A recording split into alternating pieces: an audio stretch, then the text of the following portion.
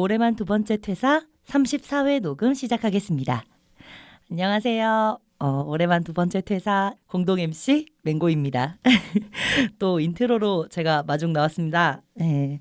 앞으로 이렇게 한 달에 한 번씩은 제가 인트로를 열 것 같아요. 사실 저는 직업이 성우니까 남이 써준 글만 읽어봤지 애슐리처럼 막 글을 잘 쓰고 그러질 못해가지고 어떻게 해야 여러분들에게 울림을 줄 수 있는 말을 할까 이런 고민을 막 했는데 아무래도 못할 것 같더라고요. 한 달에 한 번씩 이렇게 조금이나마 저의 조각들을 좀 보여주면서 그리고 여러분들이랑 나누면서 여러분들과 조금씩 친해지고 가까워지기를 기대해 보려고 합니다. 그래서 오늘도 저의 부족한 말을 채워줄 시를 가지고 왔습니다. 모로코식 레몬절임 안미옥. 너의 안부를 전해 들었다. 펼치면 전부 펼쳐질 것 같았다. 입구를 꽉 묶어두었던 가느다란 실이 풀릴 것만 같았다. 주머니 안에 넣을 수 없었다. 주머니는 자주 비워야 하고 빨래를 할 때마다 속을 뒤집어야 했으니까. 멀리 있다가 가끔씩 찾아오는 한겨울의 눈처럼 녹지 않고 쌓일까봐 겨울이 계속될까봐. 얇게 저민 레몬 슬라이스 소금과 함께 병에 담아 밀봉하였다. 레몬 절임에도 상온에서의 시간이 필요하다.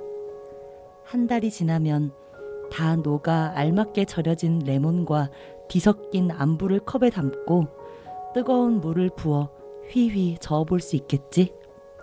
그러면 아무렇지 않은 얼굴을 하고 마셔볼 것이다. 적어도 따뜻하게 사라질 수 있게. 네, 차마 헤아릴 수 없는 슬픔과 우울이 있을까. 거기에 나의 부족한 말이 섣부른 위로가 더 큰 상처가 되지는 않을까 염려되어 멀리서만 마음 졸이는 마음이 되기도 합니다. 그 아픔의 시간들이 머지않은 훗날 달콤한 레몬절임이 돼서 함께 나누어 마실 수 있는 따뜻한 차가 될 때, 그 브로콜리 너마저의 유자차라는 노래가 있거든요. 그 노래 가사처럼 이 차를 다 마시고 봄날로 함께 갈 수 있기를 바라봅니다. 오늘 마침 따뜻하더라고요. 봄이 왔어요. 여러분 부디 평안하세요.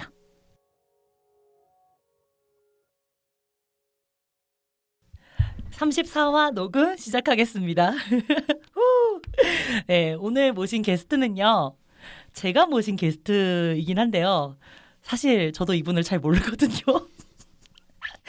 저희가 일하다 만난 사이인데 이분이 인스타랑 유튜브 활동을 진짜 활발하게 하세요.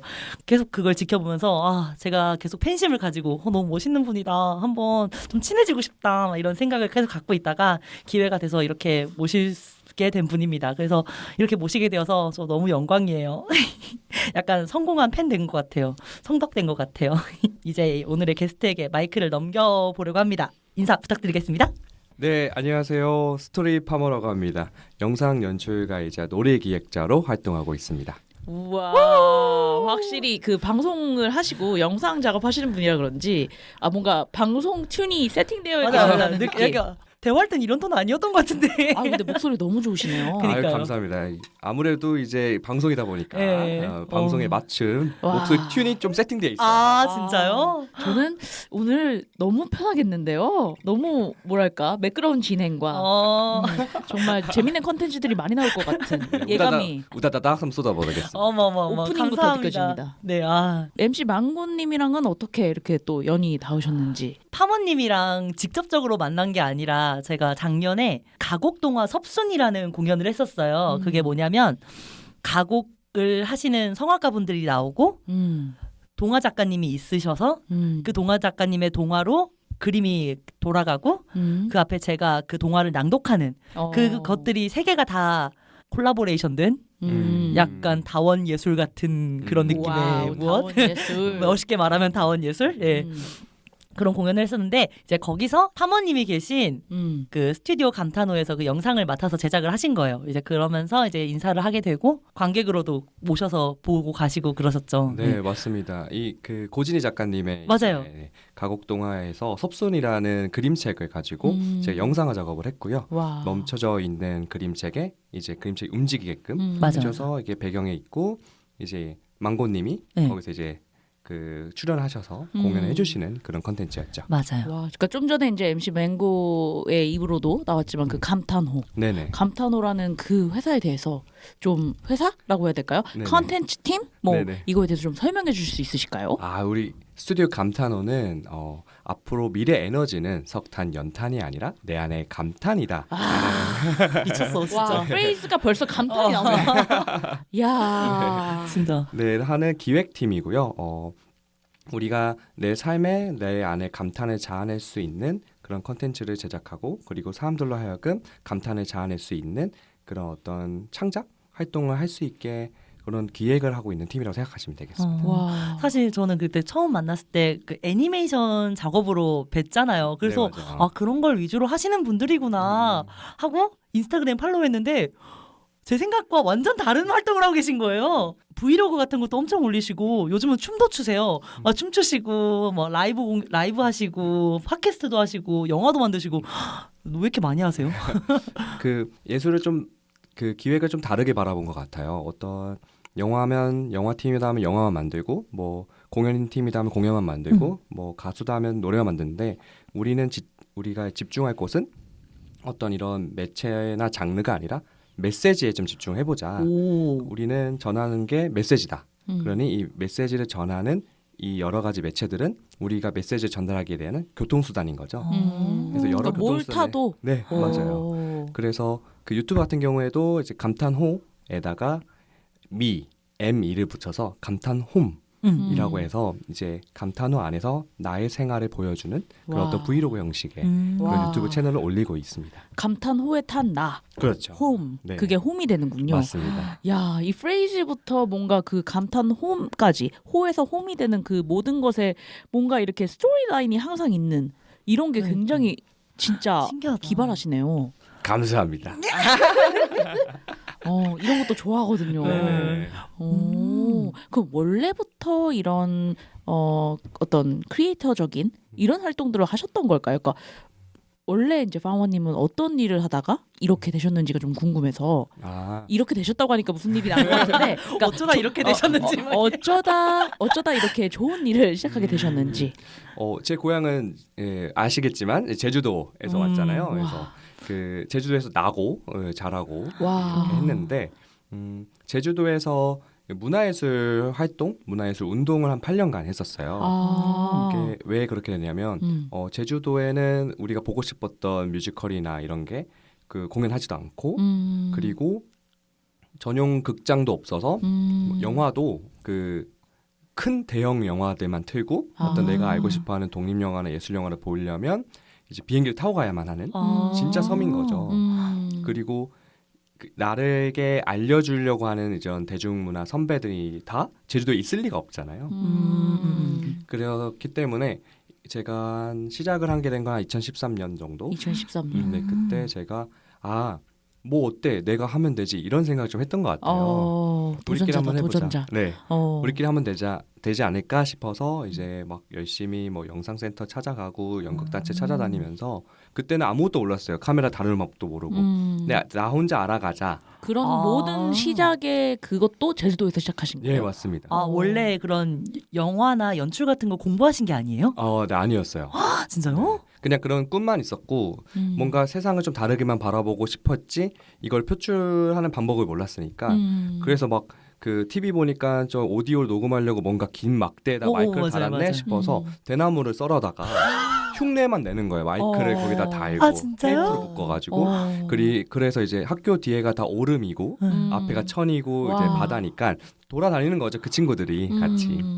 그래서 저 혼자 이렇게 활동을 하다 보니 많은 친구들이 특히 집에서 노는 애들이 와가지고 나도 하자. 그러니까 한량들이라고 했었죠. 집에서 방구석 한량들 다 와가지고 점점 이게 커지기 시작이 됐고 이게 이 친구들이 그렇게 하다 보니 예수대학교를 가거나 그렇게 입학하는 경우가 있었고 그다음 다시 방학에 내려와서 제주도의 청소년 친구들한테 다시 이거를 다시 자기가 배운 거 따끈따끈한 것도 가르쳐주고 그 사이클을 한 2번 돌았어요. 이것이 말 그대로 재능 기부네요. 네, 그렇게 진짜 됐어요. 선한 영향력 그 자체네요.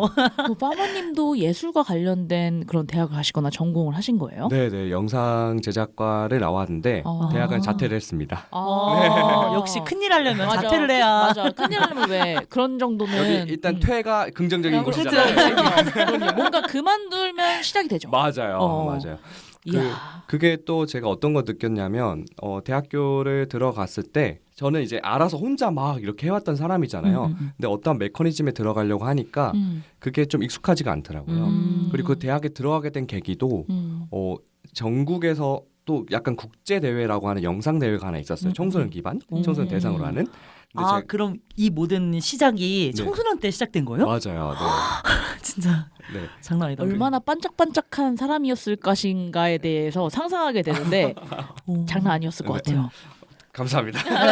그래서 네, 그래서 이제 제가 그 어떤 대회에 나가게 됐는데 그때 처음 알게 됐어요. 그 영상 고등학교, 맞아. 예술 있죠. 고등학교라는 게 존재한다라는 그쵸, 것을 그런 거 있지. 내가 살고 있는 제주도에는 그게 없었는데 그래서 너무 의기소침하는 거예요. 이 친구는 카메라 잘 다루고 뭐 영어도 잘하고 그 다음에 뭐 이렇게 누구누구 막 다 알고 있고 뭐 인권택 감독 사단이다 뭐 이런 식으로 막 자기네들 고등학생들인데 근데 제가 그 대회에서 대상을 받아봤어요. 대박. 저는 그때 희열을 누가 봐도 이거 영웅 스토리의 시작 아니에요? 그러니까 나 생각보다 더 대단한 사람을 모시고 온 것 같아요 지금. 와. 네. 그때 저는 깨달았던 게 뭐였냐면 무엇이 주어졌냐가 중요한 게 아니라 주어진 것을 어떻게 활용하느냐가 더 중요하구나를 그때 많이 느끼게 되었어요. 와. 그때 고등학교 때. 네, 고등학생 때였어요. 와. 그래서 내가 무엇을 나한테 뭐가 없지에 집중하기보다 나 있는 것을 어떻게 활용할까라는 걸 집중을 하다 보니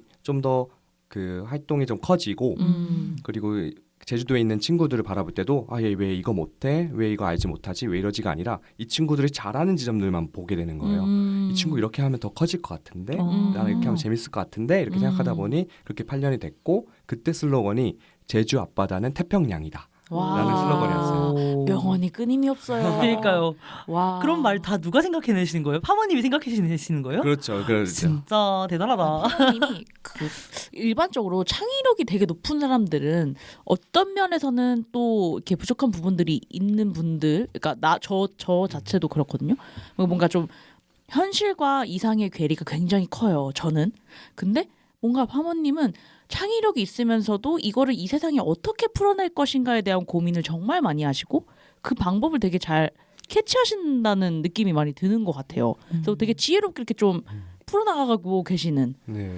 약간 그런 지점이 좀 있긴 하죠. 네. 왜냐면 이게 그 창작가들이 정말 오랫동안 창작할 수 있는 되게 중요한 기반이라고 생각이 드는데 그걸 가지고 계셨네요. 너무 신기하다. 그렇군요.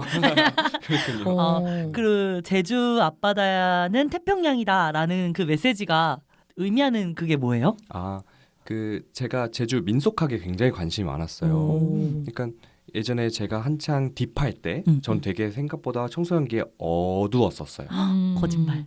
정말 어두웠었어요. 지금 모습으로는 완전 생각할 수 달랐었어요. 없어요. 그때 친구들은 그 눈이 이제 10시와 2시 사이에 있었다고. 뭔지 알죠? 어떻게 그렇게 있을 수 있지? 네. 아하. 네. 그 정도로 굉장히 예민하고 그 세상에 좀 불만이 많았던 그런 사람이었었는데 그래서 좀 유별나게 제가 집중했던 게 나는 그럼 어디에 살고 있지였던 것 같아요. 제 존재에 대해서 좀 많이 물었었던 것 같아요.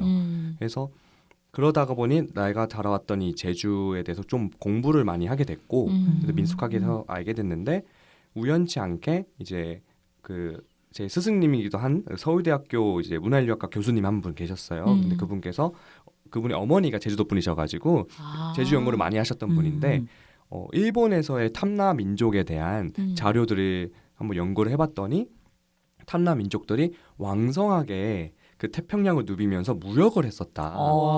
심지어 그 일대 일원들은 아프리카의 마다가스카르의 사람들과 무역을 할 정도였다. 와. 라는 게 너무 굉장히 충격인 멀리. 거예요. 네, 맞아요. 그 시대. 어떻게 갔지? 그 시대. 그렇죠. 그 배로. 그러니까요. 어. 뗏목 타고 간 건 아닐 거 아니에요. 네. 아무튼 네. 뗏목 탔을 것 같아요. 뗏목이었죠 거의. 네. 근데 저는 너무 충격 먹었던 거예요. 그때 그 사람들이 제 나이보다 더 어렸던 사람들이잖아요. 근데 그 사람들은 이 바다를 자기를 막는 섬이 아니라 이 바다는 자기가 누려야 할 터전으로 생각했던 거죠. 와. 넘어야 할. 와. 내가 활동할 수 있는 맞아요. 범위가 바다까지인 거죠. 그렇죠. 바다가 또 포함되는 거죠. 바다 저 너머까지. 어. 그래서 바다를 읽을 줄 알고 세상을 읽을 줄 알았던 사람들이었던 거예요. 그래서 이거는 제주도의 청년과 청소년들이 꼭 알아야 할 어떤 관점이다라는 거여서 그렇게 슬로건을 짓게 됐던 것 같아요. 와, 사실 메시지를 준다는 것이 그리고 무슨 어떤 창의적인 일을 한다는 것이 저는 이 세상에 새로운 건 없다고 생각하거든요. 근데 그 이미 존재하는 걸 어떤 시각으로 보냐에 따라서 그것이 예술이 될 수 있다라고 믿는데 네, 맞습니다. 이미 그렇게 생각의 전환, 관점의 전환을 주시는 것 자체가 예술의 시작이었다고 볼 수 있겠네요. 와. 그러면은 주로 이제 그런 어렸을 적 파머님 같은 청소년들을 대상으로 뭔가 예술 활동을 하고 계신 거예요? 그 했었었죠. 아, 그때 제주에서 활동하실 때? 네, 했었다가 응. 딱 그 슬로건을 저를 바라보는 순간 제주 앞바다는 태평양이래. 근데 난 제주도에 계속 있어. 이 모순적인 드림을 제가 찾았어요. 그게 한 2년 전이었어요. 그래서 이제 같이 함께 했던 친구들한테 얘기를 했죠. 우리 제주도 안에 있지 말고 세계로 뻗어나가자. 와. 어디로 갈까 하다가 막 어디 세계 여러 나라 막 얘기하다가 일단 서울로 먼저 가자 싶어서 2년 전에 올라온 게 이제 홍대 연희동에 저희가 거기 이제 중간쯤에 저희의 이제 감탄홈을 꾸려서 시작하게 됐죠. 아, 그게 2년밖에 안 됐어요? 네, 맞습니다. 되게 오래되신 줄 알았어요. 저도 홍대에 거의 10년 넘게 살고 있는 사람으로서 홍대가 갖고 있는 진짜 스피릿이 있거든요. 맞아요. 물론 홍대 예전에 스프릿. 예전에 예술가들의 보임과 막 버스커들의 형지 이런 부분들은 많이 흐려지긴 했으나 그래도 이 골목골목마다 우리가 잘 보지 못하는 프랜차이즈 가게들이 아니라 자기만의 신념과 예술의 혼을 담은 그런 가게들도 많이 있고요. 실제로 저희가 녹음하고 있는 이곳도 이제 연남동에 가까운 맞죠. 동네인데 네. 이런 팟캐스트를 녹음할 수 있는 공간, 그러니까 예술가들이 좀 판을 펼쳐서 놀 수 있는 그런 공간이 있었는데 이 공간을 선택했다는 것도 굉장히 좋은 포인트였던 것 같아요. 맞아요. 그래서 홍대에 오신 거예요? 아니요, 저희 공항철도가 가까워가지고 김포공항이랑 가까워서 여기에도 의미 부여가 있었는 줄 알았는데. 그랬었다가 이제 이 연희동과 이 홍대의 역사를 조금 이제 모르잖아요. 제주 사람들은 그때 그런 걸 네, 모르셨어요? 이러쿵 저러쿵을 모르고 네, 그냥 미술하는 사람들이 있는 곳 있는데 이제 이러쿵 저러쿵 저희가 이제 연희동 오게 되면서 연희동 근처에 독립영화관이 정말 많다라는 거에 대해서 너무 횡재를 했었고 그리고 그 연희동의 역사를 또 저는 또 찾아보게 된 거죠. 되게 어딜 가든 그 역사에 되게 관심이 많으시군요. 네, 제가 서 있는 이 좌표가 있잖아요. X, Y의 그 좌표에 그곳이 역사 속에서 어떻게 변화했냐가 제 관심사 중에 또 하나예요. 와, 그런 부분에서 이제 민속학도 좋아하시고. 예, 맞아요. 맞아요. 과거를 알고 나를 알고 현재를 알자 뭐 이런 느낌인가 봐요. 맞습니다. 네. 그래서 2년 동안의 홍대에서의 그 생활은 어떠셨는지. 생각보다 홍대에서 놀 일은 없었고. 아, 그래요? 네. 이제 집이다 보니까 주변 나가는 것보다 집에 쉬고만 있었고 생각보다 좋은 분들을 만나게 되고 이러면서 뭐 여러 일을 많이 하게 됐어요. 뭐 KBS에 출근하게 되면서 거기에서 뭐 어떤 총선 그 PD도 개표 방송도 저희가 좀 준비를 했었고. 와, 진짜요? 요즘 개표 방송이 엄청 창의적이잖아요. 네, 맞아요. 우와. 창의 싸움과 맞제. 맞아. 방송사들의 창의 싸움. 갑자기 달리기를 하는 맞아요. 뭐 이런 모습들을 맞아요. 보여준다거나. 그럼 어떤 작업하셨어요? 그 개표 방송 그거 할 때? 저는 유력 그리고 유력 약간 후보? 유력 후보들 그리고 가장 경쟁이 치열한 지역구의 그 분들의 얼굴을 17각도로 찍어서 AI로 얼굴을 이렇게 딥페이크처럼 바꿔서 해서 그 춤추게 만들었어요. 그거 본 것 같아요. 네네네네. 나도 본 것 같아요. 막 이기고 있으면 춤추고 이런 거 아닌가요? 힙합 배틀 같이. 네. 맞아, 그거 그래서 나중에 그 끝나고 나서 막 바이럴도 엄청 많이 됐던 것 같은데. 맞아요. 네. 근데 진짜 개표 방송을 그러니까 보게 되더라고요. 네, 맞아요. 정치에 관심이 있어서라기보단 와 이거 진짜 이제 재밌게 만드네 네네. 이런 느낌이 들어서. KBS에서도 이거를 조금 그 실험적이지만 재미있게 끝까지 끌고 나갈 팀이 좀 필요했던 것 같아요. 그쪽에서도. 그래서 저희 감탄호를 얘기해줬고 그 목소리 녹음을 이제 우리 스튜디오 감탄호의 로드가 이제 하고 그거를 그 녹음을 한 거를 AI가 변환해서 그 후보의 목소리로 바뀌어줬고 와. 그 춤은 AI 대단하다. 네, 그 춤은 이제 우리 서퍼가 직접 춤을 안무를 짜서 와. 코레오그라피로 해서 참여를 하고 그 진행은 또 프리가 프로듀싱하면서 진행을 했죠. 어떻게 그렇게 그 일을 하게 되신 거예요? 그 과정도 좀 궁금하네요. 그 우연치 않게 그 AI를 개발하고 그렇게 컨텐츠를 만드는 회사와 그래서 저희 감탄호와 저가 좀 같이 컨택하면서 같이 작업하게 되는 계기가 있었고 마침 이제 그때 총선 시즌이라서 네, 그때 그렇게 진행했던 것 같습니다. 와, 이분은 서울이 아니라 제주도에 있었어도 뭐 한 건 하셨을 것 같아서 와 그렇구나. 와 저는 사실 처음 파머님을 보게 된 게 그 MC 맹고가 이제 페스티벌 한다. 네네. 이게 되게 같이 일을 했던 분인데 네네. 되게 재미있는 사람들이 많이 모일 것 같다.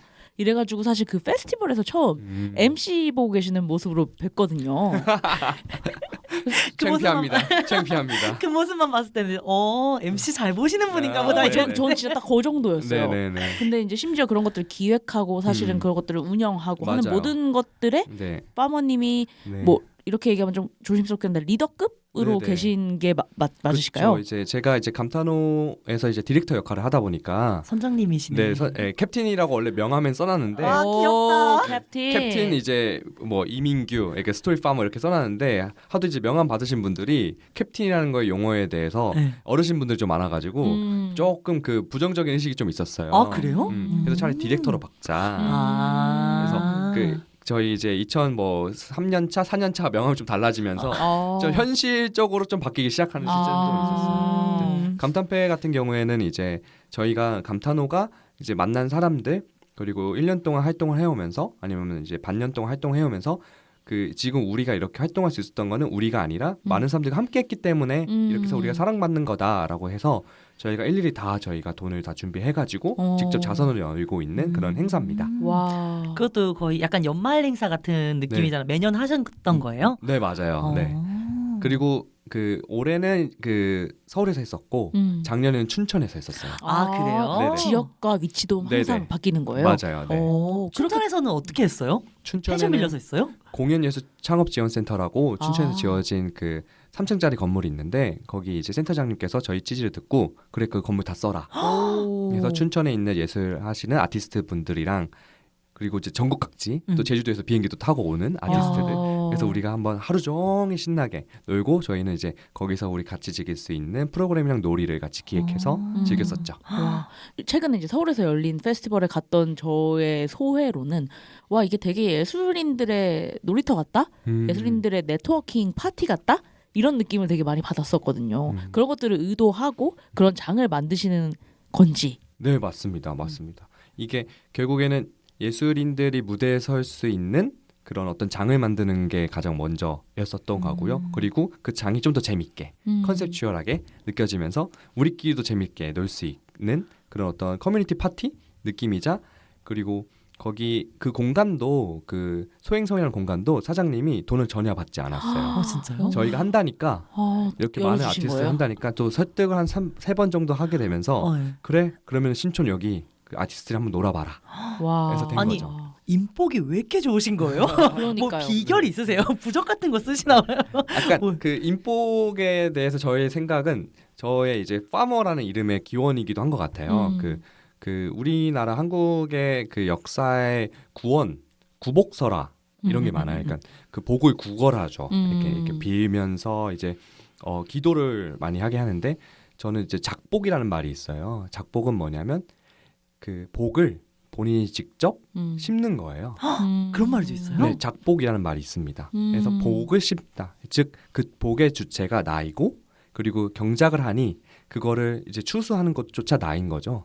그럼 그 복을 추수할 때를 알고 그리고 어떤 복을 심을지 그리고 나게 할지 지켜보는 것 또한 나이니까 그 작복이라는 말을 좋아했었고 그래서 그 말에서 빠머가 나왔습니다. 아, 그래서 이야기를 싣는 남자 이제 빠머 싣는 동무 이렇게 했습니다. 이런 말씀에서 굉장히 저는 제주 아이덴티티를 보거든요. 네. 제주 분들이 이제 섬에 계시고 워낙 그런 기상 상황이나 이런 것들을 맞습니다. 네. 이렇게 예측할 수 없다 보니까 네. 이제 서울에 비해서는 그 어떤 바다 근처에 사시는 분들이 그런 그 복을 빌고 네네. 이렇게 하는 문화들이 맞아요. 많이 맞아요. 활성화됐다라고 맞아요. 듣고 있는데 이게 만약에 제주에 태어나지 않으셨다면 이런 관점도 어쩌면 갖지 못하셨을 수도 있는데 네네. 이런 관점을 가지고 이걸 사실 요즘 우리 또래에서 사실 복을 빈다 혹은 복을 심는다 이런 컨셉을 갖고 이 삶을 살아가신 분들이 많이 없잖아요. 맞아요. 근데 이런 어떤 차이점이 또 감탄 스튜디오의 어떤 다름을 만들어내는 지점이 아닐까라는 생각도 조금 드네요. 좀 이제 소름 돋게 정확하신 게 진짜 맞아요. 제주도가 여러분도 알다시피 뭐 굿이나 아니면 민속적이나 이런 설화들이 계속 유지되고 있는 그런 곳이잖아요. 저희 할머니도 그 부엌의 조항신에게 매일 이제 깨끗한 물로 기도를 드리거든요. 아 진짜요? 저는 그거를 늘 보러 왔었고 할머니가 저에게 욕을 해야 되는데 제가 잘못하면은 조항신한테 이렇게 빌면서 저를 혼내달라고 약간 그런 걸 봤어요. 그래서 저 어렸을 때부터 이런 어떤 설화적인거나 어떤 신화적인 거가 익숙해졌고 이런 게 그 제가 만드는 모든 컨텐츠들에 자연스럽게 녹아져 있어요. 그러네요. 네네. 그러니까 이런 부분이 진짜 너무 우리는 이런 거 생각해 본 적 없지 않아요? 그러니까 나는 서울에 살면서 이렇게 문화적으로 너무 풍족한 그치. 독립예술 영화관 막 너무 많고 그냥 조금만 나가면은 막 거리에서 예술가들 막 뭐 하고 있고 이런데 살면서도 이런 창의성이 이렇게 부족한데 오히려 궁핍해야 됩니다. 맞아요. 옷이 없는 데서 결핍이 만드는 거예요. 맞아 맞아요. 결핍을 만드는 것 같아. 맞아요. 우리는 과잉이고 맞아. 참 진짜 반짝반짝하신 분이라는 생각이 계속 드는데 그 제가 페스티벌에서 굉장히 감명 깊었던 영상이 있어요. 네네. 그때 그 어떤 가수분의 뮤직비디오 작업을 해줬다고 하시면서 그 공연을 하시는데 백그라운드로 이제 그 영상이 흘렀거든요. 네네. 윤슬림. 네네. 맞아요. 그 영상에서 아이가 이렇게 창문에다가 맞아요. 호호 이렇게 불면서 이렇게 입김을 만들어내고 네네. 이렇게 거기를 약간 그림을 그리는 네네. 그런 장면들이 반복되는 지점들이 있었는데 네네. 그게 되게 저는 감명 깊게 너무 다가왔었거든요. 감사합니다. 네. 그래서 이런 연출들은 도대체 그러니까 물론 그 가수의 감성이나 그런 가사에 있는 것들을 최대한 담으시려고 하겠지만 네네. 어떤 그런 뮤직비디오를 작업하실 때 네네. 제일 중점적으로 이렇게 생각하시는 그런 부분들이 있으신지 좀 궁금하네요. 질문 너무 좋아요. 제가 막 받고 싶은 질문? 정말요? 그런 질문이에요. 감사합니다. 네. 저는 그 가수분들의 뮤직비디오 찍을 때 관성적으로 하는 법칙들이 있는데 그걸 정말 싫어해요. 보통은 어떻게 작업해요? 사람들은 이제 일단 뭐 화려한 연출, 그다음에 빠른 컷에서 뭔가 음악보다는 영상이 좀 더 주되니까 유튜브에서 빨리 바이럴 될 수 있는.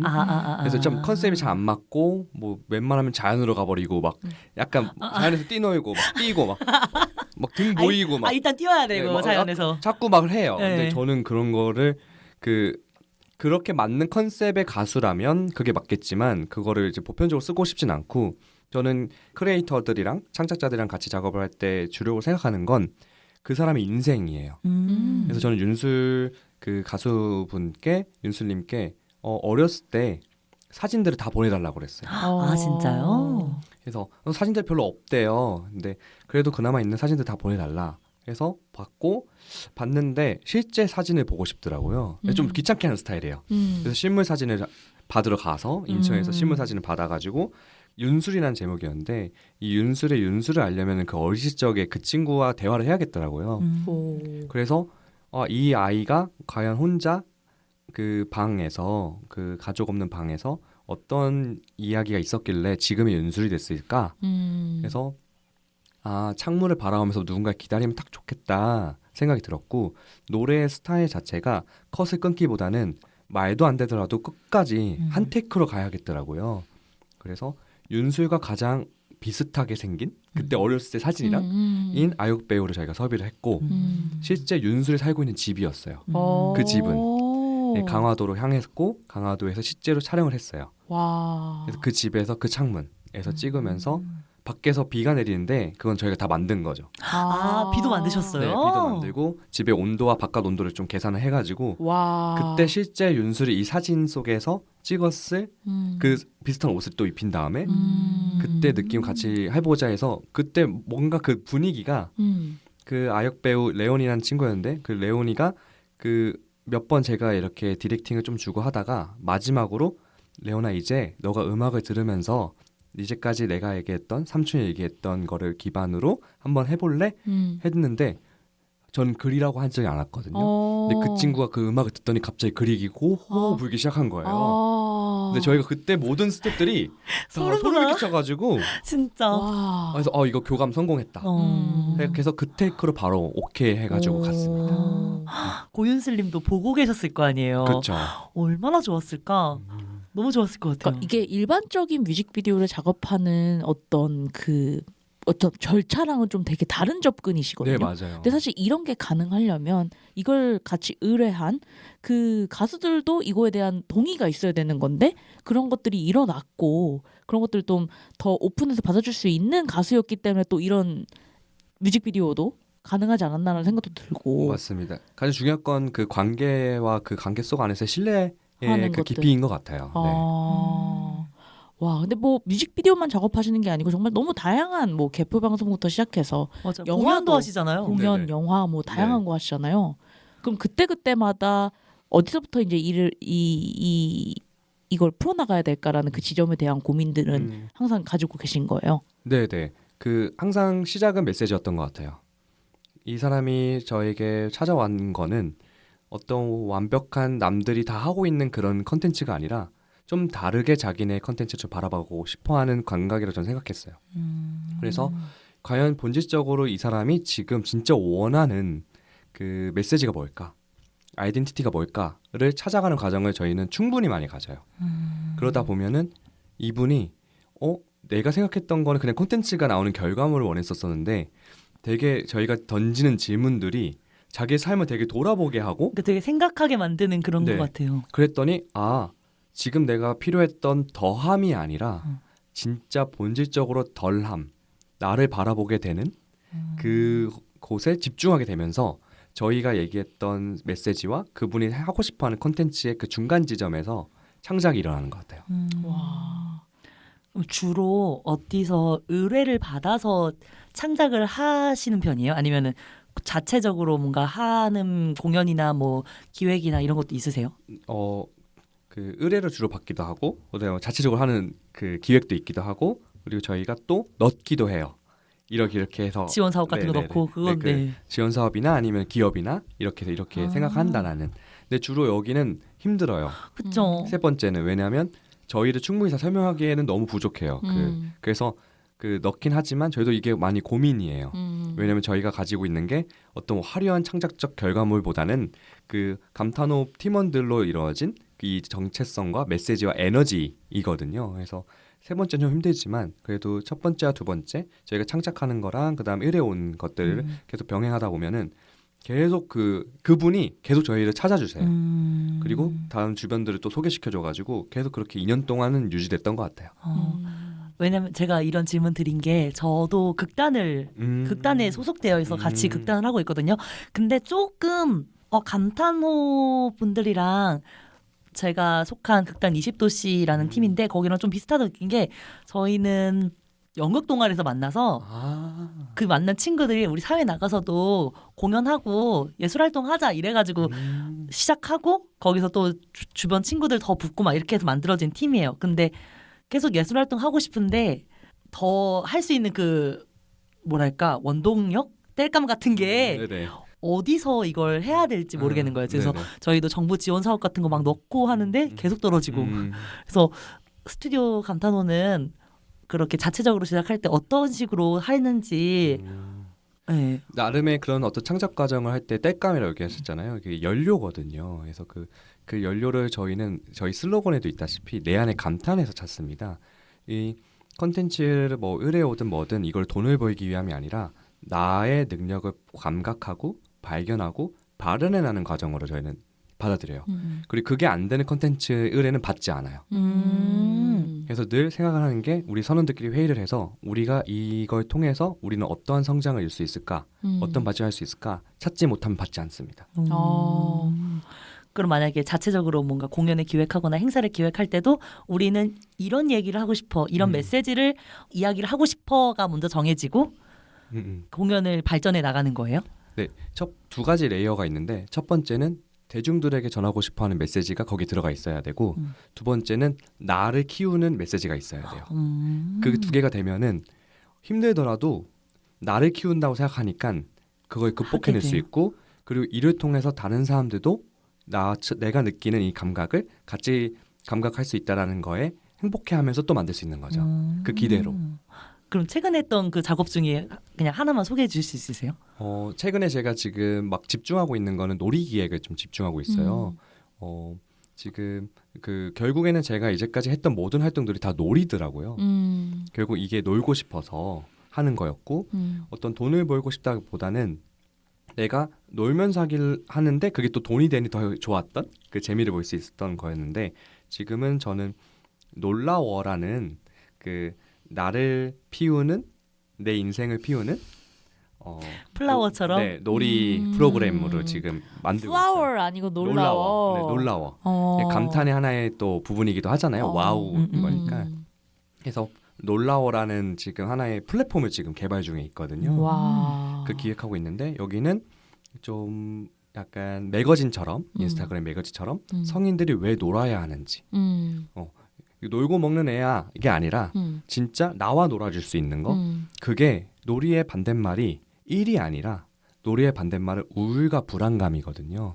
그래서 놀이를 태도로 바라봐서 모든 걸 다 놀면서 바라보면 아이들이 바다가 길 가다가 저기 포크레인 보면 와 포크레인이다 뭐 이렇게 하잖아요. 그거는 그 친구가 그 포크레인 보면서 느끼는 관점 상상이 작용되는 건데 점점 우리가 나이 들수록 그 놀이적 감각이 사라지고 있어요. 그래서 오늘 보면서도 우리가 하나하나 영감을 느끼고 이거 이러네 저건 저러네 그냥 그렇게만 기억하는 거예요. 얻을 거 하나도 없이. 그러면 현재에 있게 되거든요.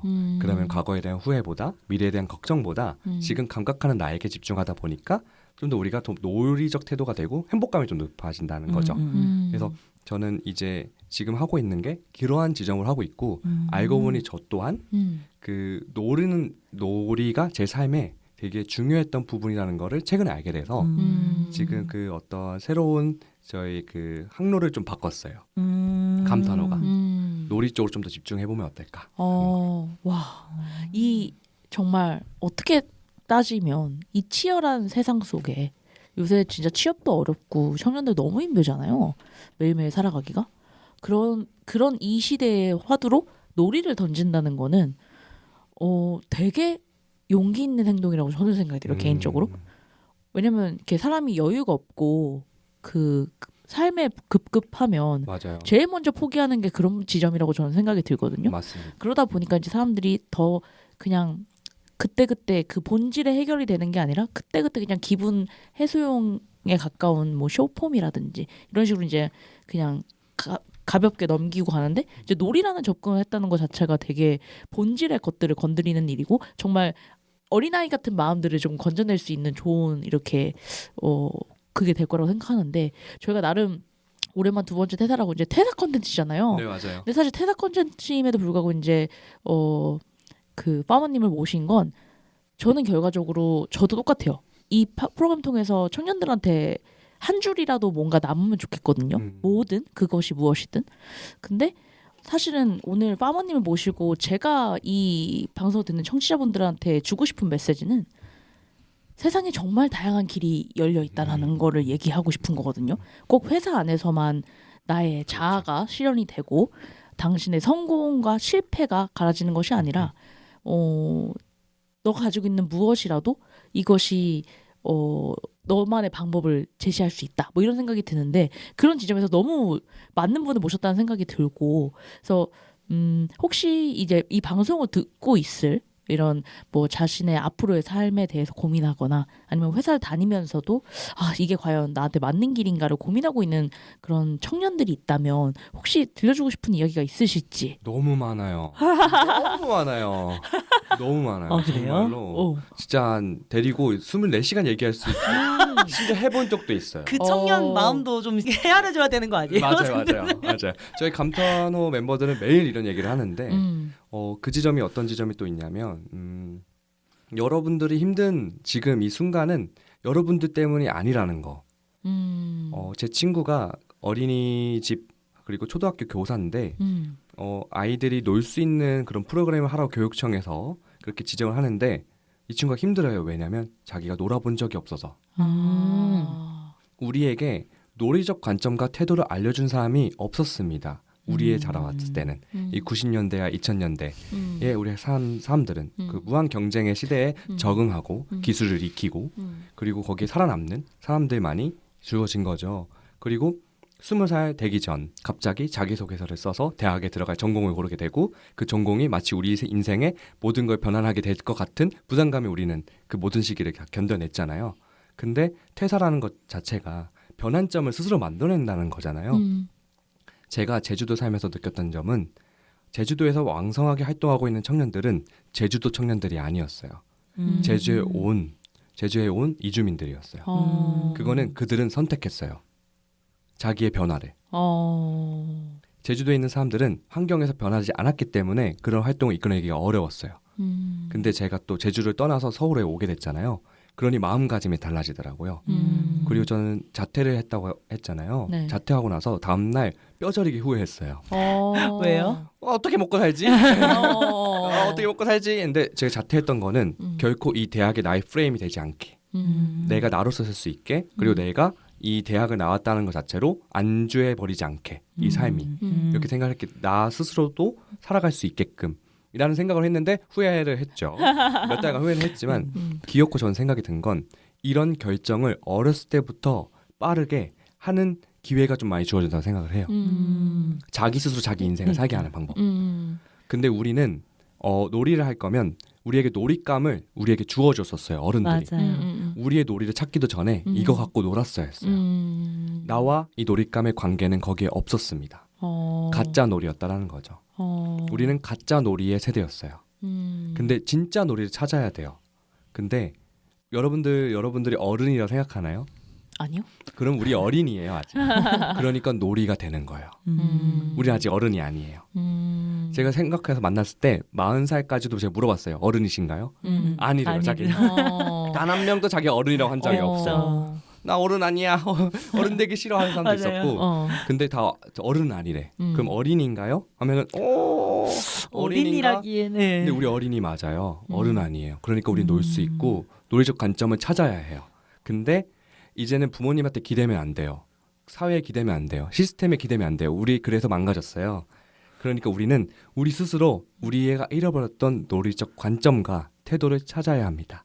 그 첫 번째가 뭐냐면 우선 양팔을 벌려서 내 이 팔 안에 있는 것들을 관찰해 보는 것부터 시작해야 돼요. 와. 왜 이건 여기 있지? 왜 이거 이렇게 생겼을까? 왜 이거 이렇게 생겼지? 이 사람들은 이렇게 생겼네? 왜 안경이 둥글지? 이런 것부터 생각하는 게 쓸데없는 생각이 아니라 내가 현재에 있게 만드는 그런 감각입니다. 그러니까 여러분들 퇴사했다고 후회하지 마시고 뭐 이렇게 시스템에 너무 안 가지 마시고 본인의 시스템을 만드는 그 첫 번째가 놀이라는 거를 잊지 마시고 하면 좋을 것 같습니다. 나중에 그냥 파모님 필리버스터처럼 노래 얘기할 수 있는 네네네. 나 잠시 어디 강연에 와 있다고 착각했잖아요. 진짜로. 하고 싶은 말 해달라길래. 아니 너무 좋아서 너무 더 했으면 좋겠어서 나 진짜 좋아요 구독할 뻔했잖아. 와. 그러니까 이 말씀을 이렇게까지 하시기까지 얼마나 많은 그 본인의 생각이 정리가 되고 부서지고 또 다시 성립이 되고 했을까가 그냥 이 말을 이렇게 하시는 것, 그 말을 잘 하신다는 것보다 그 되게 정리가 잘 되어 계시거든요. 이 정리를 잘 하려면 흩어져 있어야 되잖아요. 일단 네네, 정리가 맞아요. 안 되어 있어야 되잖아요. 네네. 근데 이걸 얼마나 정리를 꼼꼼히 하셨는가 뭐 이런 것도 느낄 수 있는 것 같아요. 맞아요. 와, 이 방송을 들으시는 그 청취자분들에게 뭐 한 줄 한 줄 조금 위로됐을 것 같고 약간 희망도 봤을 것 같고 뭐 이런 생각이 저는 좀 드는 것 같아요. 제발 그랬으면 좋겠어요. 네. 스스로 자기를 좀먹는 게 제일 한심하다는 걸 우리가 알아야 돼요. 그만. 알지만 그게 잘 안 되잖아요. 안 되죠. 맞아요. 근데 아까 저한테 어른이라고 느끼세요? 했을 네. 때 어른은 아닌 것 같아요라고 생각했는데 그럼 어린인가요? 했잖아요. 네. 근데 어린이도 아닌 것 같은 것이 왜냐면은 그럼 뭐 그 약간 사춘기 소녀 같은 3N살 먹으면서 네. 그러니까 책임질 것들이 너무 많아진 거예요. 그렇죠. 맞아요. 거기서 나는 이제 어린애가 아니다. 하지만 음. 내가 생각했던 어른은 또 아니거든요. 내가 생각했던 어른은 좀 더 멋있고 책임감 네. 있고 그러니까. 뭐 우리 모두 뭐든지 자기가 생각했던 어른에 가까워지고 있나요? 그러니까 저는 전혀 아니거든요. 잘 해내고. 아니에요. 네. 네. 근데 진짜 오히려 말씀하신 것처럼 내가 조금 더 능동적으로 더 관찰하고 탐구하고 뭔가 활동하고 했을 때 그런 놀이를 했을 때 어린이처럼 놀이를 했을 때 오히려 어른이 될 수도 있겠다는 생각이 들었어요. 저는 파머님 얘기 들으면 사실 이 질문을 하고 싶다는 생각이 들었는데 제가 느끼기에는 지금 지향하시는 모든 그런 지점들 그리고 지금 스튜디오 감탄호가 나가고자 하는 지점들이 쉽지 않아요. 오히려 그냥 일을 많이 하는 게 편하지 이 내가 성장할 것인가 그리고 여기에 메시지 담을 수 있는 것인가를 계속 판단하고 생각하면서 일을 받는 것 자체도 굉장한 용기라고 저는 생각하거든요. 근데 저는 이거를 들으시는 분들이 단지 그 파머님이 이상을 사는 사람처럼 느끼지 않으셨으면 좋겠어서 이 질문을 좀 하고 싶은데 네네. 이게 어쨌든 운영이 돼야 되고 돈을 벌어야 되는 일인 거잖아요. 네네. 그런 거는 어떻게 좀 풀어나가시는지에 대해서 뭐 자세하게는 아니더라도 뭔가 조금 현실과 맞닿아 있으면서 꿈을 꾸는 사람이라는 그 부분들을 좀 들려주길 원하거든요. 혹시 이런 부분에서 얘기해 주실 수 있는 부분이 있으실지. 저는 일상과 이상 사이에서 환상을 보여주는 사람이라고 저는 늘 정의 내려요. 근데 우리가 좋아하는 드라마나 어떤 영화나 이런 게 판타지한 부분이 정말 많잖아요. 그럼요. 그리고 모든 대기업들이 판타지를 보여줘요. 그리고 모든 기업들도 판타지를 보여주고 심지어 퍼스널 브랜딩 하는 사람들도 다 판타지거든요. 그 사람을 향한 판타지. 판타지가 돈입니다. 여러분. 판타지를 할 줄 알고 읽을 줄 알고 만들어낼 줄 아는 사람이 거기서 크리에이티브가 나오고 그게 결국엔 머니가 글로 흐릅니다. 그러니 여러분들 환상적으로 사세요.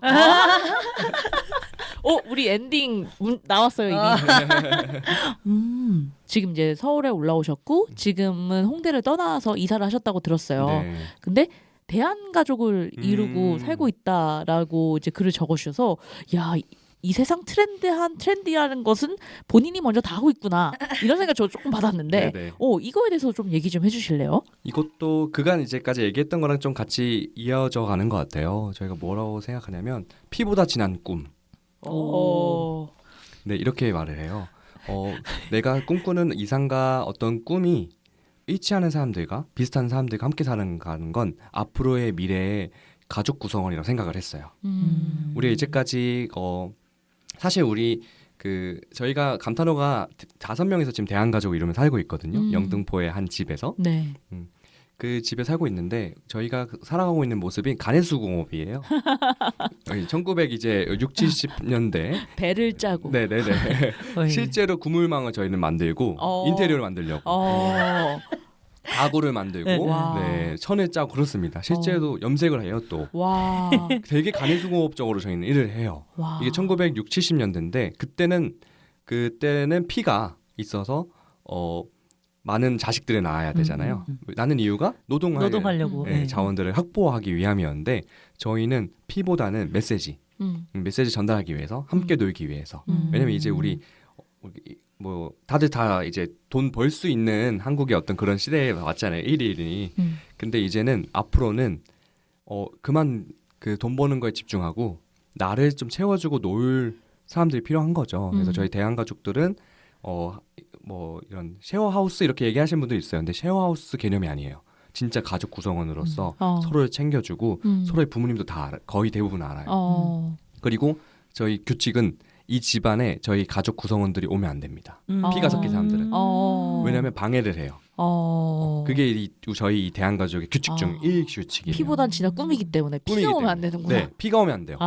피가 여기 와서 간섭을 한 순간 저희가 이제 이 꿈 공동체의 위협이 되는 거예요. 불편해질 수 있으니까. 왜냐면 판타지 살아야 되는데 굉장히 막 자기만 알고 있는 현실이 되니까. 일상에만 있고 자기가 키워왔던 그 어렸을 때 그것만 기억하고 있는 사람들이니까 안 되고 저희는 그 이상과 그 사이에서 존재해야 되기 때문에 가족들은 좀 위험하다고 생각을 들고 뭐 그렇게 살아가는 대한가족인데 생각보다 많이 불편해요. 저 그거 궁금했어요. 네. 진짜 궁금하다. 많이 불편해요. 불편한 이야기 한번 시작해. 네네, 불편할까요?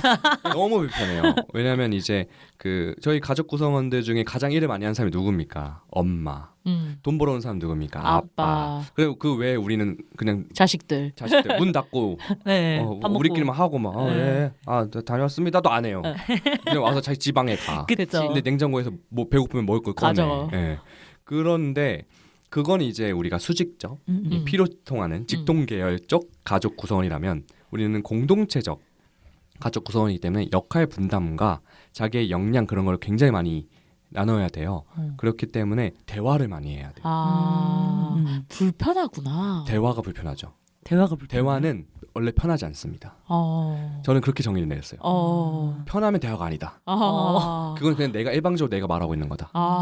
불편한 얘기 들을 수도 있고 싸울 수도 있고 다툴 수도 있고 하는 게 대화고, 그래서 저희는 규칙을 좀 정했어요. 그 대화봉 같은 게 있어요. 귀여워. 그 대화봉을 들고 그 사람만 말해야 되고 끝나면 다른 사람 빨리 손 들어가지고 가져가면서 서로의 대화를 한 명만 얘기하게. 왜냐면 말 자르지 못하게 하면. 그렇게 해서 토론을 벌여요. 하나의 사안에. 그러다가 울고 불고 하고 화내고 뭐하고 하다가도 어느샌가는 그 규칙의 선 안에서 우리가 원하는 지점을 얻어내요. 대화 놀이죠. 이게. 와. 그러니까 뒤에 다 놀이를 붙이는 건 아니신 거죠? 놀이를 만드는 네. 여러 가지의 그 룰이 있어요. 네. 그 매뉴얼이라고 하죠. 그 놀이의 그 매뉴얼 중에 하나가 모두는 동의할 수 있는 규칙을 가질 것이인데 대화에도 그걸 가지라는 거죠. 규칙을 세워놓고. 근데 만약에 직계 가족의 아빠 엄마의 그 구성원이라면 말 많이 하는 사람들은 딱 정해져 있잖아요. 그쵸. 훈계할 사람들. 근데 저희는 이제 훈계보다는 자기 의견을 계속 얘기하는 토론의 장인 거죠. 그러니까 이 불편하다고 하신 지점이 막 진짜 불편하다 이런 것보다는 이 불편함을 감수할 만큼 의미 있는 공동체라는 말씀을 해주시고 싶으신 것 같아요. 결국은. 네, 맞아요. 그리고 불편해야 해요. 우리는 삶을 불편해야 돼요. 편해하다고 생각하면은 그거는 이미 끝난 세상입니다. 와, 깊다 깊어. 그러면 이 앞으로의 대한가족은 언제까지 지속이 될 수 있을까요? 저는 결혼하고 애 낳고 같이 서로 애를 봐줄 때까지도 가지 않을까를 정말. 생각하고 있어요. 와. 그게 모범이 돼야 되고 어떤 분은 인간극장에서 이제 연락 올 것 같다 이렇게 얘기하시는 분도 계세요. 연락 올 것 같은데요? 우리가 KBS에서 막 이렇게 했으니까 네. 그분들 다 저희 집에 초대해서 같이 놀았거든요. 그런 얘기도 했었었는데 보여드리고 싶어요. 메시지가 얼마나 강한지. 약간 그 르네상스 시대에 그 막 예술가들이 활발히 활동했던 그 시기가 이 감탄어로 통해서 다시 도래하고 있는 그 지점을 제가 약간 목격하고 있는 듯한 그런 느낌을 좀 받는 것 같아요. 뭔가 메디치 가문 같은. 뭔가 지금 뭔가 어쨌든 흐름을 바꾸려고 이 네네. 공기를 바꾸려고 본인부터가 이렇게 막 그 삶을 불편하게 하면서까지 막 가고 있는 그런. 지금은 뭐 작은 뭐 웨이브겠지만 네. 이게 소용돌이도 될 수 있고 모래바람도 될 수 있고 태풍도 될 수 있는 거잖아요. 맞아요. 막 그런 현장을 막 보고 있는 듯한. 그러면은 그 감탄홈에서 지금 다 같이 공동체가 살면서 거기서 일도 하고 네네. 삶도 살고 하는 거잖아요. 맞습니다. 그러면은 약간 출퇴근이 없는 거 아니에요? 맞아요. 너무 힘들지 않으세요? 24시간 돌아갑니다. 그러니까 거의 매일, 그러니까 24시간 일주일 동안 내내 계속 일하고 있는 상태이지 않아요? 맞아요. 너무 힘들지 않나요? 그러니까 내가 아까 질문했더니 어떻게 수익을 만들어내고 네네. 어떻게 월급을 받고 어떻게 먹고 사냐는 거죠. 네네. 그런 꿈을 가지고 어떻게 이 현실과 같이 가는지 그게 궁금한 것 같아요. 우리는 어렸을 때 24시간 놀 수 있었잖아요. 저희는 일이라고 생각하지 않아요. 진짜 원형적 사고 그 자체다. 네네. 이걸 놀이라고 생각을 해버리고, 물론 일이라고 하면은 보수를 받고 싶고 그리고 뭔가 필요하고 이런데 저희는 엄청난 게 부를 쌓기 위해서 일을 하는 건 아니에요. 그저 살아가면서 놀기 위해서 하는 거예요. 노는 게 선이고 네. 네. 네. 돈을 버는 것은 이 놀이를 지속할 수 있는 네. 어떤 정도의 수단 정도만 생각하시는군요. 네. 그리고 두 번째는 그 기대감이 있어요. 놀이에서 첫 번째 놀이를 만드는데 가장 중요한 건 첫 번째가 기대거든요. 이걸 놀면서 내가 어떤 거 즐길 수 있을까? 이걸 하는 건데 저희는 삶 자체가 놀이기 때문에 이러한 대한가족으로서 살면서 나는 어떻게 나를 향유할 수 있을까? 그리고 그 이후에 우리 믿는 거죠. 이렇게 살다 보면 돈 된다 이거. 그거에 대한 확신이 있으신 거죠? 완전 확신 있어요. 우리는. 저희는 그거에 대한 완전 확신이 있고 그리고 사람들이 놀고 싶어 하기 때문에 잘 놀아줄 수 있는 사람이 옆에 있어줘야 돼요. 잘 놀아줄 수 있는 사람이 없으면 잘 못 놀아요. 그래서 저희는 잘 노는 친구가 되어드리려고 하는 거고 그래서 이제 여러 가지 지금 준비하고 있는 컨텐츠도 마찬가지고 수입적으로는 그런 데서 나오고 있어요. 잘 노는 사람들이기 때문에. 와. 영상 업체 들어오는 거나 이렇게 1회 들어온 것도 다 감탄호가 잘 노는 사람들이기 때문에 들어오는 이유가 첫 번째예요. 저희가 영상을 잘 만들어서 그런 게 아니고 뭐가 아니고 첫 번째가 저 사람들이랑 놀고 싶다. 저 사람들 에너지를 우리 팀에 들어오면 우리 팀이 좀 달라지겠지? 기업도 마찬가지예요. 저 팀이 우리 TF팀에 들어오면은 우리 TF팀이 좀 바쁘고 24시간 돌아가지만 그래도 힘이 나겠지? 이런 기대를 가지고 저희에게 1회를 하고 저희는 보여드려요. 와. 사실 생각해보면은 사랑이란 게 인류 공통의 언어라고 하잖아요. 근데 또 놀이도 인류 공통의 니즈지 않을까라는 생각이 드는 거죠. 맞습니다. 안 놀고 싶은 사람 없잖아요. 그렇죠. 저 당장 내일 출근하기 싫거든요. 놀고 싶거든요. 진짜 맞아요. 미친 듯이 놀고 싶거든요. 근데 진짜 방법을 모르기도 하고 지금 왠지 이걸 놓으면 안 될 것 같은 막연한 네, 불안과 맞아요. 두려움 이런 것 때문에 이제 지속하면서 삶을 살고 있는 건데 와. 이런 생각했어요. 약간 놀이 교회 교주 같은. 그러니까 이 사람들과 같이 어울리려면 네네. 일단 기존에 갖고 있던 프레임이 다 박살이 나야지 이게 맞아요. 가능하다는 생각이 맞아요. 드니까 맞아요. 만약에 내가 나중에라도 이런 그 감탄호와 뭔가를 함께 하고 싶으려면 네네. 일단 내가 갖고 있는 이 프레임부터 다 집어 던지고 저기에 들어가야 된다는 생각이 들면서 네네. 혹시 뭐 이런 놀이에 대한 어떤 관점을 가지고 있는 이런 것들을 교육하거나 그러니까 네네. 교육한다는 표현이 좀 그렇긴 한데 좀 사람들한테 좀 많이 설명하고 이것들을 같이 할 약간 루피처럼 내 동료가 되어줄래? 네네네네. 뭐 이런 느낌으로 네네. 이런 어떤 리크루팅 같은 것을 할 계획은 있으신지. 그게 아까 말씀드렸던 그 플랫폼인 것 같아요. 놀라워. 놀라워가 지금 제가 얼마 전에 한 2주 전에 인스타그램 플랫폼을 만들었어요.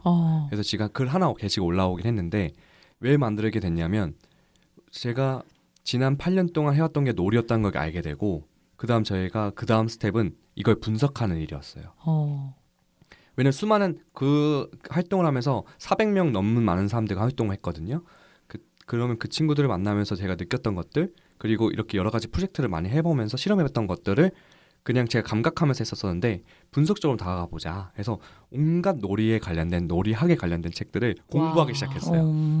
그러던 와중 올해 초에 너무 아까운 거예요. 혼자만 알려니까 너무 좋은데 그래서 이거 무조건 매거진이든 어떤 형식이든 사람들한테 나눠주고 사람들과 함께 놀고 온라인이든 오프라인이든 뭐라도 해보자 싶어서 이제 올해에 이제 놀라워라는 이제 이름으로 저희가 출시를 하고 사람들을 만나는 오프라인 프로그램도 막 돌리고 온라인으로 왜 놀이적 태도가 좋은지 어떤 게 놀이적 태도인지를 좀 설명해주는 그런 매거진도 지금 운영하려고 하고 있어요. 다 준비하고 계시는군요. 그 뭔가 준비하려고 만든 것보다는 그 흐름이 계속 안내하는 것 같아요. 그 100기를 하다 보면은 그 다음 100기를 큰 그 쿠로시오 해류를 넘어서 이제 태평양 남태평양 해류로 이어지잖아요. 그럼 나는 이제 그 줄기를 쭉 그렇죠. 쿠로시오 해류에서만 놀 건가? 여기서 오징어 잡이만 할 건가? 아니면 저 남태평양 이제 북태평양 해류를 타서 큰 대방어를 잡아올 것인가? 와. 그거는 그 길이 가야만이 알 수 있는 거죠.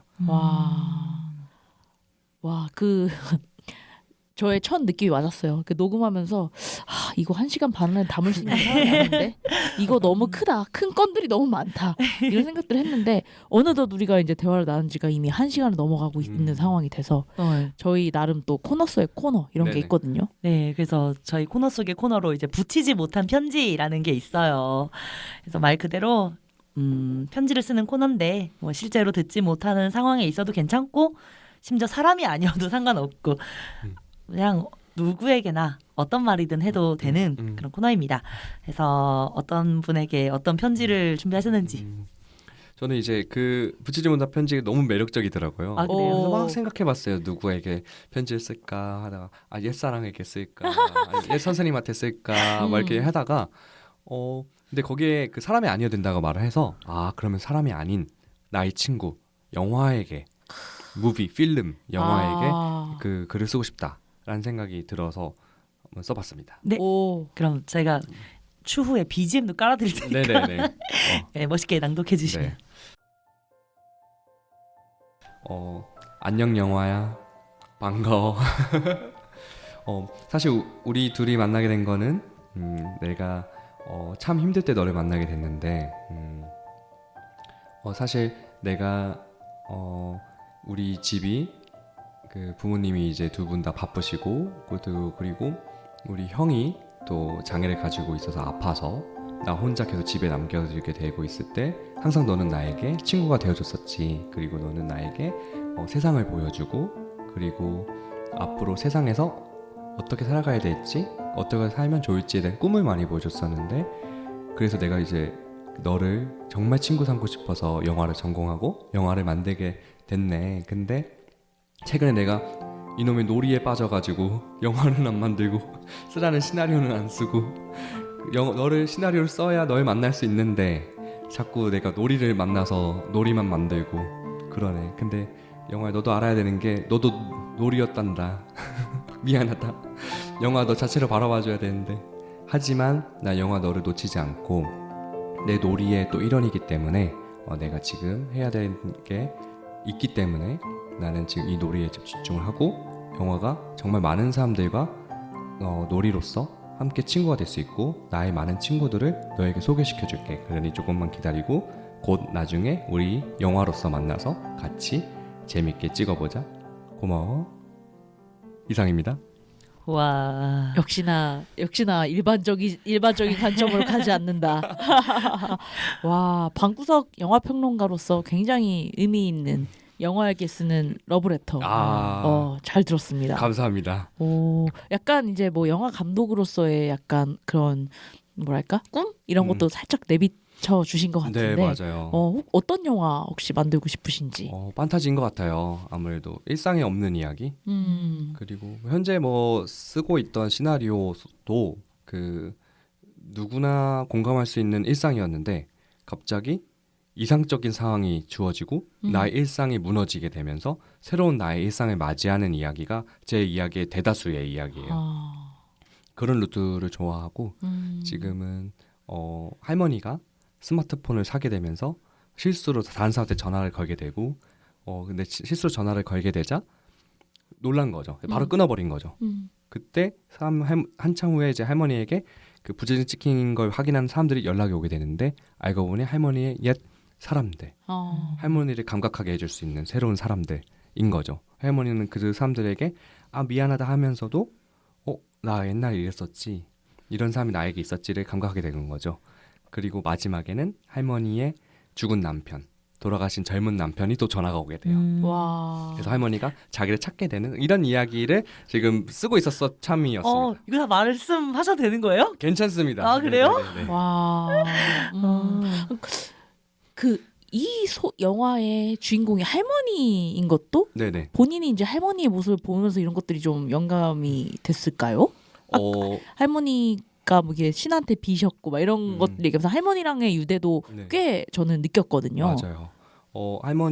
부모님이 이제 맞벌이다 보니까 주로 많은 할머니들 손에 제가 자랐어요. 뭐 그냥 성할머니도 그렇고 외할머니도 그렇고 이모 할머니도 그렇고 그리고 그러다 보니 할머니에 대한 긍정적인 면이 되게 많았고 할머니들이 너무 좋았어요. 그래서 그 할머니들을 관찰하게 되고 할머니들 그 정겨움이 좋고 그러다 보니 됐고 이 이야기 자체도 실화예요. 제가 주변에 친한 할머니들이 좀 계세요. 그런 할머니 한 분께서 저보고 민규야 나 손녀랑 스마트폰으로 영상통화하고 싶은데 같이 사러 가지 않을래? 해서 제가 이제 안내해주면서 했는데 할머니랑 이제 같이 그 할머니가 계시는 곳에서 있다가 막 실수로 막 누르게 되고 그러다가 이제 다른 사람이 막 전화 오게 돼서 할머니가 봤는데 너무 행복해 하시는 거예요. 왜냐면 이거 실수 아니었으면 이 해프닝 아니었으면 전화 안 할 사람들에게 전화가 오니까 본인이 반가움을 받을 수 있는 존재가 됐다라는 걸 그 순간에 제가 있었어요.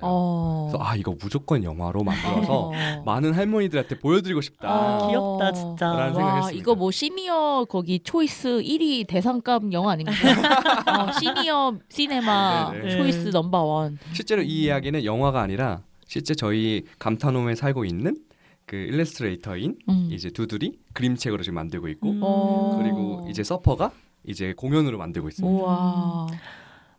진짜. 아니, 그러니까 자신의 모든 경험과 이런 것들이 다 모든 재료가 되는 사람 같아요.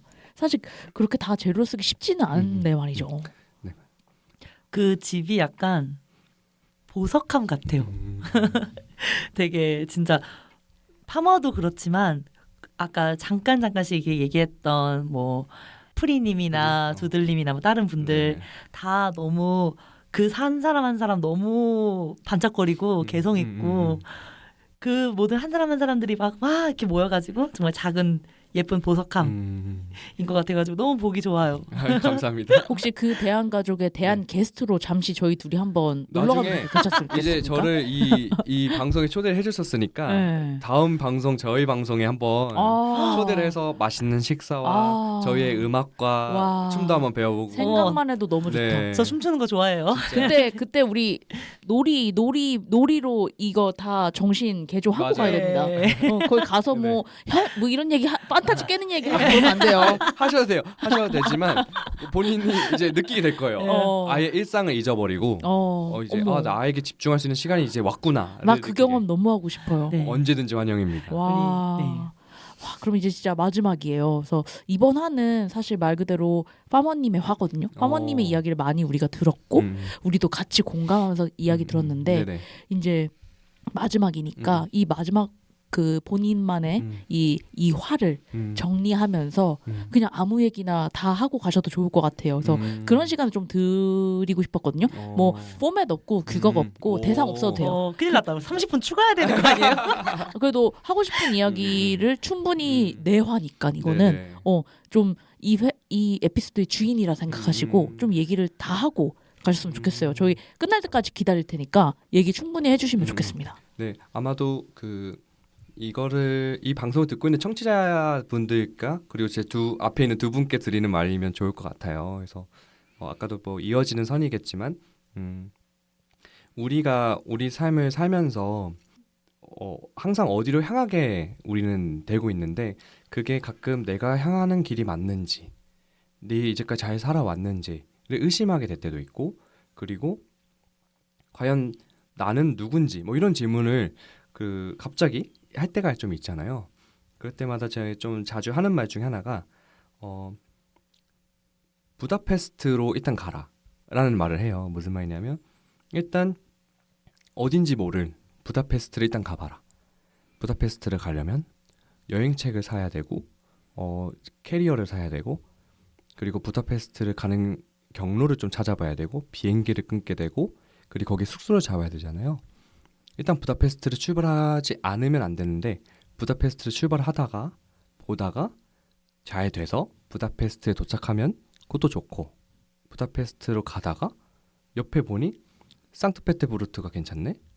상트페테부르트로 가도 괜찮아요. 근데 부다페스트로 가는 여행을 시작하지 않았다라면 상트페테부르트는 보지 못하거든요.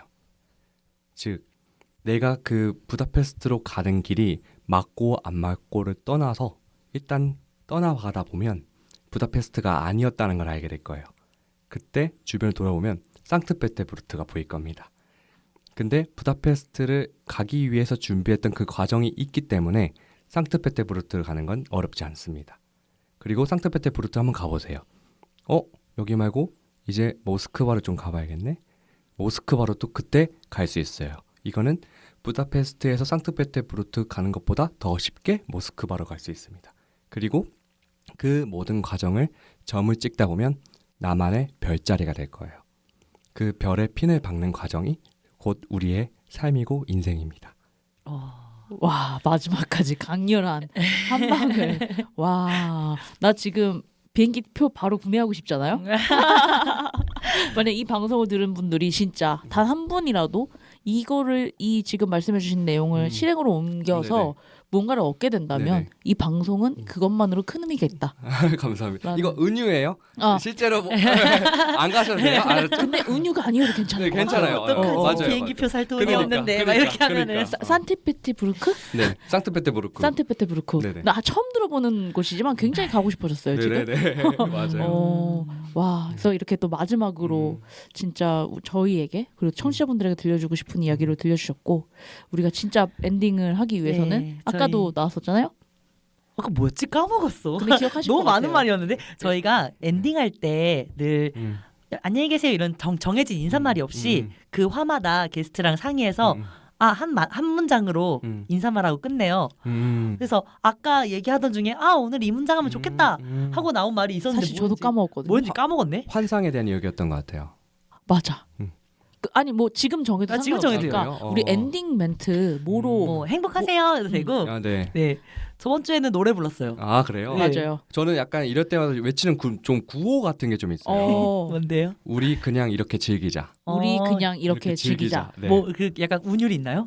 우리 그냥 이렇게 즐기자 이렇게 하면 되거든요. 좋아요. 아이고 부담이 확 되는데. 그럼 약간 선창을 해주셔야 되나요? 제가 우리 그냥 이렇게까지 하겠습니다. 오케이 알겠습니다. 즐기자를 같이 네, 그러면은. 같이 즐기자. 이렇게. 알겠습니다. 마이크보다 좀 떨어져. 마이크에서 떨어져. 공간감이 느껴지게. 오케이 공간감 네. 느껴지게. 자, 우리 그냥 이렇게 즐기자.